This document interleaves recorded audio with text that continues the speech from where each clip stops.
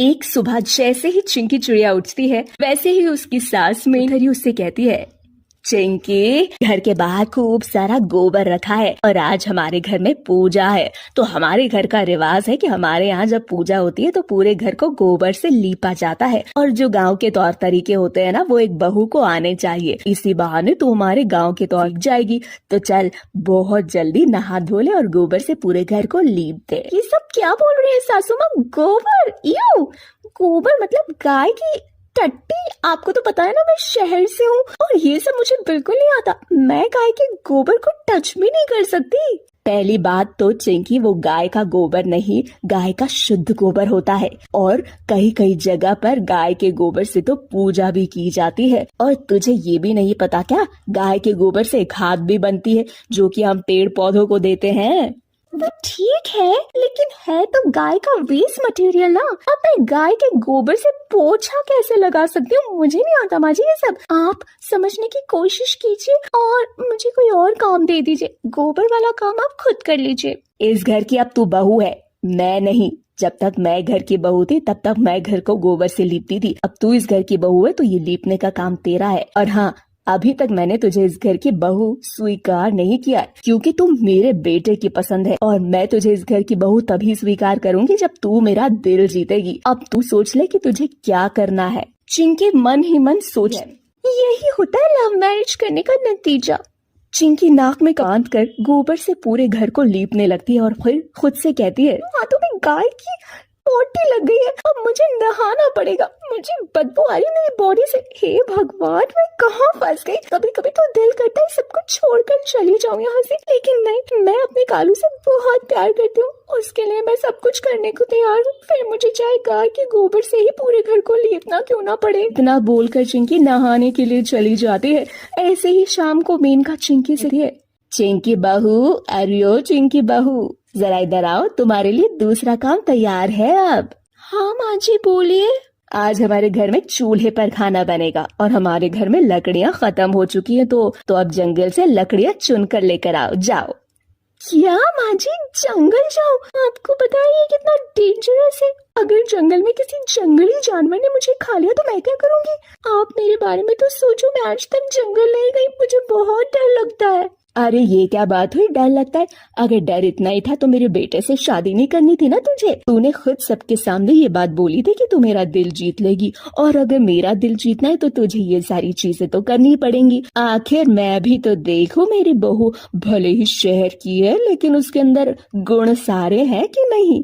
मुझे देखना है, जैसा तूने बोला वैसा कर, और अगर नहीं करना तो साफ साफ मना कर दे। नहीं नहीं माँ जी, ऐसी कोई बात नहीं।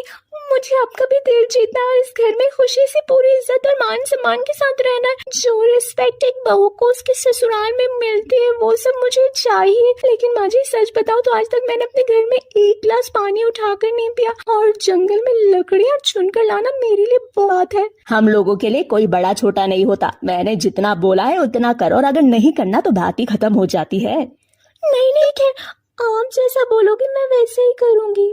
तभी वहाँ कालू आता है और कालू चिंकी को जंगल जाने से मना करता है और कहता है, ये सब क्या है चिंकी, तुम जंगल नहीं जाओगी, जंगल तुम्हारे लिए बिल्कुल भी सेफ नहीं है। और माँ ये सब क्या है? चिंकी आपकी सारी बातें मानने के लिए तैयार है, लेकिन इसका मतलब ये नहीं कि आप उससे वो सारी चीजें करवाओ जो उसने लाइफ में कभी नहीं करी है। ले आ गया जोरू का गुलाम, बस तेरी ही देर थी। अगर तुझे इतना ही प्यार है ना अपनी बीवी से तो अपनी बीवी को ले जाकर कहीं और रह, मेरे घर में रहने की कोई जरूरत नहीं। ठीक है चिंकी, एक काम करो, अपना सामान पैक करो, हम आज ये घर छोड़कर जा रहे हैं। अरे नहीं नहीं कालू, हम माँ को छोड़कर और इस घर को छोड़कर नहीं कहीं नहीं जाएंगे, क्योंकि इनके बिना हम अधूरे। और रही बात जंगल से लकड़ियाँ लाने की, तो कोई बड़ी बात नहीं, मैं सब कुछ करने के लिए तैयार हूँ। और हाँ, माँ से ज्यादा बहस करने की जरूरत तो बिल्कुल भी नहीं है। हाँ, वो हम दोनों की माँ है। तुम चुपचाप अंदर जाओ, मैं बस लकड़ियाँ लेकर आती हूँ। इतना बोलकर चिंकी लकड़ियाँ लेने के लिए जंगल निकल जाती है। उसको बहुत ज्यादा डर लग रहा था जंगल में, क्योंकि वो पहली बार ऐसे जंगल में लकड़ियाँ लेने के लिए जाती है। चिंकी जंगल से कुछ लकड़ियाँ इकट्ठा करके घर ले आती है, जिसके बाद शहर की होने के बाद भी चिंकी चूल्हे पर खाना बनाती है और अपने ससुराल में सबको खिलाती है। ऐसे ही कुछ दिन बीत जाते हैं। चिंकी हर वो काम करती है जो उसकी सास उससे कहा करती। बहू चिंकी से कहती है, चिंकी, कल हमारे घर में पूजा है, तो कल तुझे सुबह 4 बजे उठकर गांव में जो तालाब है उसमें नहाकर ही कोई काम करना होगा। माँ जी, सुबह 4 बजे, वो भी तालाब में नहाना? माँ जी, मुझे तैरना नहीं आता और मैं तालाब में नहीं नहा सकती, मुझे बहुत डर लगता है इससे। अब मेरा दिल जीतना है तो तुझे ये सब चीजें तो करनी पड़ेंगी, बाकी तेरी मर्जी, मैं तुझे कोई फोर्स नहीं करूंगी। चिंकी, तुम ऐसा कुछ भी नहीं करोगी, मैं तुम्हें कह रहा हूँ। माँ की बातों में बिल्कुल।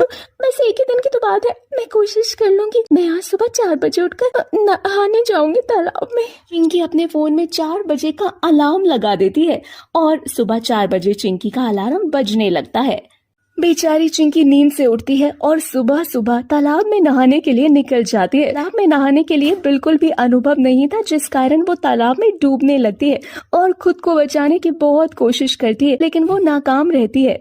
तभी वहाँ गांव के कुछ लोग चिंकी को तालाब से निकालते हैं, पास के अस्पताल में भर्ती करवाते हैं। जब ये खबर कालू को लगती है तो वो भागा भागा अस्पताल जाता है। किसी तरह डॉक्टर चिंकी की जान बचा लेते हैं। ऐसे ही कुछ दिनों बाद चिंकी घर वापस आती है। तभी कालू अपनी माँ मेनका कबूतरी को सुनाते हुए कहता है, माँ, अगर आपको चिंकी पसंद नहीं है तो आप साफ साफ बोल दो, मैं चिंकी को लेकर यहाँ से चला जाऊंगा। चिंकी को क्यों फालतू की उम्मीद में आपने रख रखा है? अगर वो आपकी सारी बात मानेगी तो आप उसे इस घर की बहू का दर्जा देंगी, उसे पूरे दिल से आप स्वीकार कर लेंगे। आज आपकी वजह से चिंकी की जान भी जा सकती थी माँ।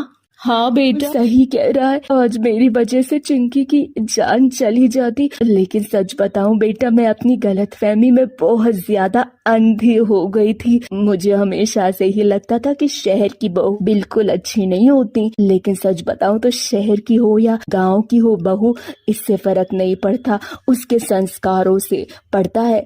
और चिंकी के संस्कार ऐसे हैं कि वो शहर में रहने के बाद भी एक बहू होने के योग्य है। इस तरह मेनका कबूतरी अपनी बहू चिंकी से माफी मांगती है और उसे खुशी खुशी अपने मन से अपने घर की बहू स्वीकार कर लेती है, जिसके बाद वो सभी अपने जीवन में आगे बढ़ने लगते हैं।